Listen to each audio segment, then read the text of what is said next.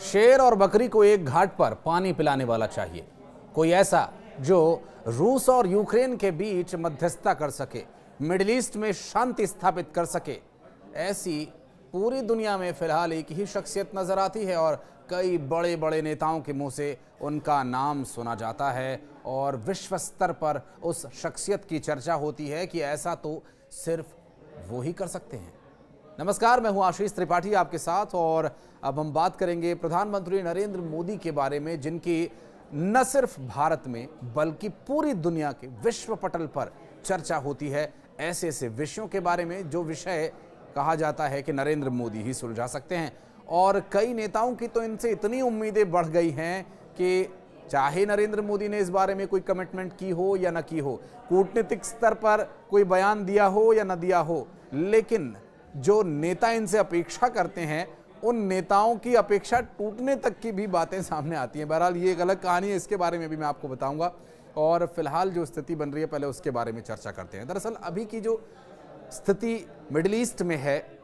उस पर लगातार हम वीडियोस आप तक पहुंचा रहे हैं, लेकिन रूस और यूक्रेन का युद्ध भी लंबे समय से जारी है और यकीन मानिए यूक्रेन को सपोर्ट करने वाले देश और रूस जो अपने आप में सक्षम देश है, हालांकि उसके मित्र देशों में भारत की भी गिनती होती है, लेकिन रूस को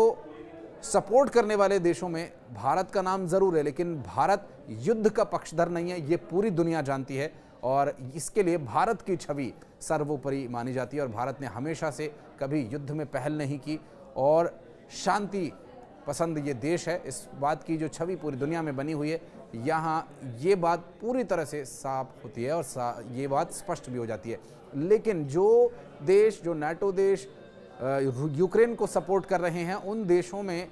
ये साफ जाहिर है कि वो यूक्रेन को तो सपोर्ट कर रहे हैं, लेकिन वो एंटी रशिया हैं, यानी रूस के विरुद्ध हैं, इसलिए वो यूक्रेन को सपोर्ट कर रहे हैं। यूक्रेन के प्रेसिडेंट व्लादिमीर जेलेंस्की कई मंचों से इस बात का जिक्र कर चुके हैं और उन्होंने एक बार फिर इस बात पर जोर देते हुए कहा कि प्रधानमंत्री नरेंद्र मोदी चाहें तो युद्ध रुकवा सकते हैं। लेकिन इस बात के साथ साथ उनका एक शिकवा भी है। शिकवा उनका ये कहना है कि सिर्फ इतना कह देने से कि हम युद्ध के पक्षधर नहीं हैं, हम युद्ध नहीं चाहते, हम शांति चाहते हैं, इस तरह की बातों से आगे बढ़कर नरेंद्र मोदी को एफर्ट करना होगा। थोड़ा इसे आसान भाषा में समझाने और समझने की कोशिश करते हैं। दरअसल व्लादिमीर जेलेंस्की ये चाहते हैं कि प्रधानमंत्री नरेंद्र मोदी बीच बचाव करें, आकर रशिया से सीधे तौर पर वो बात करें कि आप अब युद्ध रोक दीजिए। देखिए, एक मित्र के होने के नाते आप किसी से हट भी कर सकते हैं, आप अपने मित्र को समझा भी सकते हैं और जिद भी कर सकते हैं, लेकिन अंतर्राष्ट्रीय संबंधों में इस तरह का कदम उठाना या इस तरह का व्यवहार उतना सहज नहीं होता। अगर कोई अंतर्राष्ट्रीय स्तर पर आपकी मित्रता को स्वीकार करता है, खुले मंचों से उसका दावा करता है और मित्रता की दुहाई देता है, तो ये अपने आप में एक बहुत बड़े सम्मान की बात होती है। लेकिन आप किसी से जबरन कोई काम नहीं करवा सकते। कूटनीतिक स्तर पर थोड़ी बारीकी की आवश्यकता होती है, कुछ ऐसे मोर्चों पर जहां के विरोधियों के या जिसके आपको बात मनवानी है उसकी आपके हाथ में कोई कमजोरी ऐसी होनी चाहिए जिससे आप उस कमजोरी को बिना दबाए ही उसे ये इशारा कर दें कि आपको ये काम हमारे लिए करना ही होगा, अन्यथा ये कमजोरी तो आपकी हमारे हाथ में है ही। अब ये बात इस तरह से वहाँ कन्वे करनी है कि वो बात बिगड़े भी नहीं और बात बन भी जाए। तो ये पूरा बैलेंस करना, हालांकि रूस के साथ इस तरह के हमारे संबंध नहीं है। रूस के साथ तो हम अपने न सिर्फ सांस्कृतिक विरासत को बल्कि बॉलीवुड से लेकर कई अन्य तरह की ऐसी विरासत को हम साझा करते हैं जो रशिया में आज भी बहुत पसंद की जाती है। और रूस जो हमारा एक लंबे समय से घनिष्ठ मित्र रहा है, दो राष्ट्र होने के नाते,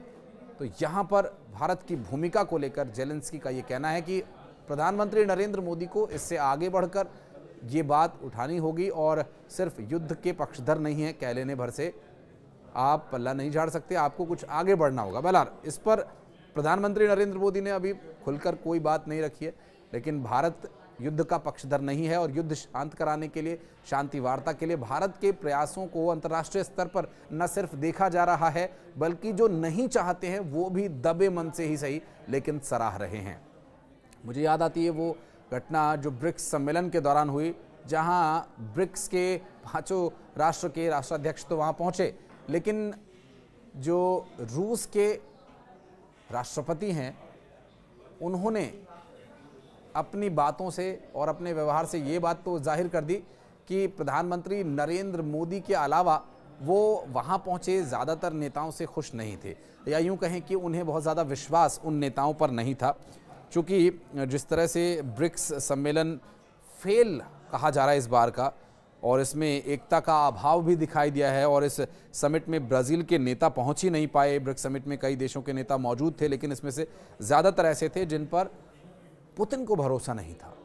लेकिन प्रधानमंत्री नरेंद्र मोदी से किस अंदाज में उन्होंने बातचीत की, प्रेस कॉन्फ्रेंस के दौरान क्या कुछ हुआ, और जो बायलैटरल टॉक होती है उस दौरान किस हल्के फुल्के अंदाज में बातचीत हुई, जैसे दो मित्रों के बीच बातचीत होती है उसी तरह का कुछ अंदाज, कुछ लहजा उन्होंने अपनाया हुआ था। कि सऊदी अरब को संगठन में शामिल होने के लिए न्योता भेज दिया गया था, लेकिन वो शामिल नहीं हो सके, और पुतिन इस समिट के जरिए दुनिया के सबसे बड़े हिस्से को अपनी तरफ लाना चाहते हैं, लेकिन वो ऐसा अभी करने में कामयाब नहीं हो पाए हैं। हालांकि अब देखना ये भी होगा कि जो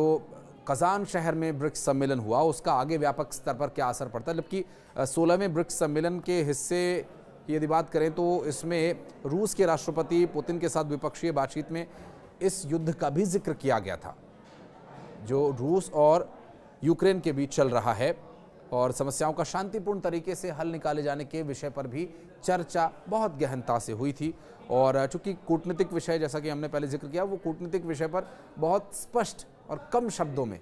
बात होती है, और ऐसे में उन्होंने कहा था कि समस्याओं का समाधान शांतिपूर्ण तरीके से होना चाहिए था। और पीएम मोदी ने यह भी कहा था कि आने वाले समय में भी भारत हर संभव सहयोग देने के लिए तैयार है। ये बात रूस के राष्ट्रपति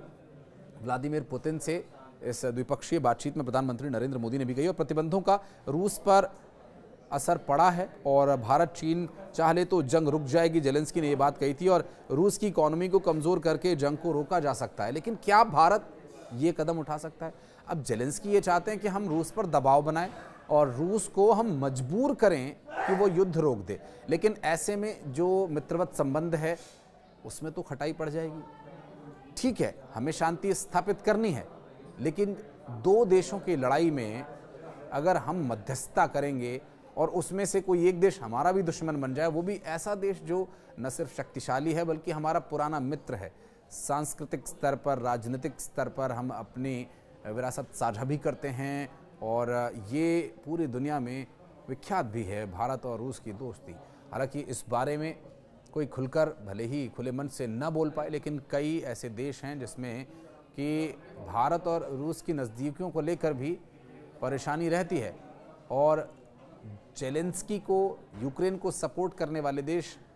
अमेरिका को भी रूस से कुछ न कुछ समस्याएं रही ही हैं, और इनडायरेक्टली भारत के रूस की दोस्ती के विषय पर भी अमेरिका कई बार खुलकर बोलता नहीं है, लेकिन इस बारे में इशारे ज़रूर मिल जाया करते हैं। लेकिन अब स्थिति ये है कि अब तक की परेशानियां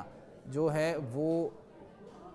कारण कुछ भी रहा हो, लेकिन युद्ध रुक नहीं रहा है, और भारत की मध्यस्थता के बाद भी ये नहीं सफल हो पा रहा। लेकिन अभी तक इस बारे में जितनी भी युद्ध विराम या युद्ध की शांति के बारे में विषय हुई है, वहाँ भारत ज़रूर एक कॉमन टॉपिक रहा है, और भारत ही ये मध्यस्थता कर सकता है। हर मंच से ये विषय उठता रहा है, और प्रधानमंत्री नरेंद्र मोदी की अंतर्राष्ट्रीय स्तर पर जो छवि है, उस छवि का निश्चित रूप से लाभ मिले इस युद्ध शांति के लिए हर कोई ये उम्मीद कर रहा है। लेकिन इस वक्त जो परिस्थितियां बन रही हैं, जिस तरह की कोशिश हो रही है, या भारत रूस को दबा करके ये झुका ले जाए, ऐसा अभी करना ज़रूरी नज़र नहीं आता है। लेकिन भारत अपने तरीके से इस विषय को ज़रूर हल कर लेगा, ये विश्व के कई बड़े नेता अलग अलग मंचों पर, अलग अलग मोर्चों पर या मीडिया के सामने कह ही चुके हैं। आप इस बारे में अगर कुछ कहना चाहते हैं तो कमेंट सेक्शन में आपका मोस्ट वेलकम रहेगा।